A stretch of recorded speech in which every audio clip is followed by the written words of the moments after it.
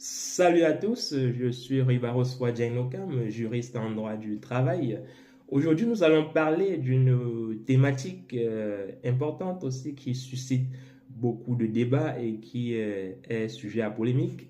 Il s'agit en fait de l'usage, n'est-ce pas, des faux arrêts maladie. C'est une pratique qui est très répandue en droit du travail français ou dans les domaines d'activité professionnelle en France et qui de plus en plus est traquée par les employeurs. Alors, que risque le salarié, n'est-ce pas, qui fournit un faux arrêt maladie à son employeur? Est-ce que l'employeur a la possibilité de sanctionner le salarié pour cet acte-là? Alors, je dirais que le salarié il risque gros dans cette situation-là et l'employeur, n'est-ce pas, peut mobiliser en fait son pouvoir disciplinaire pour sanctionner le salarié. Déjà, le salarié qui le fait sur le plan pénal, il se rend coupable de faux et usage de faux. Ensuite, sur le plan professionnel, là, cela peut être interprété comme une faute grave parce que voilà, il fournit un document qui n'est pas vrai et dont la finalité justement est de tromper l'employeur vis-à-vis de sa situation réelle. Dans cette situation-là, l'employeur peut donc mobiliser son pouvoir disciplinaire.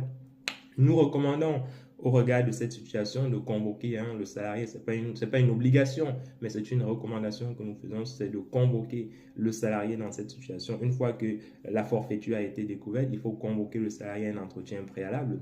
Et durant l'entretien, il faut donner la possibilité au salarié de s'expliquer sur les raisons pour lesquelles il vous a fourni un arrêt maladie qui serait un faux.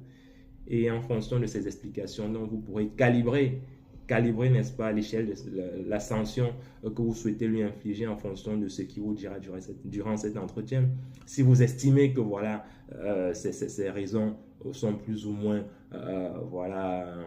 justifiées, dans ce cas, vous pouvez peut-être lui donner un simple avertissement ou encore un blâme. Voilà, c'est des sanctions légères qui n'affectent pas immédiatement, n'est-ce pas, à la présence du salarié au sein de l'entreprise.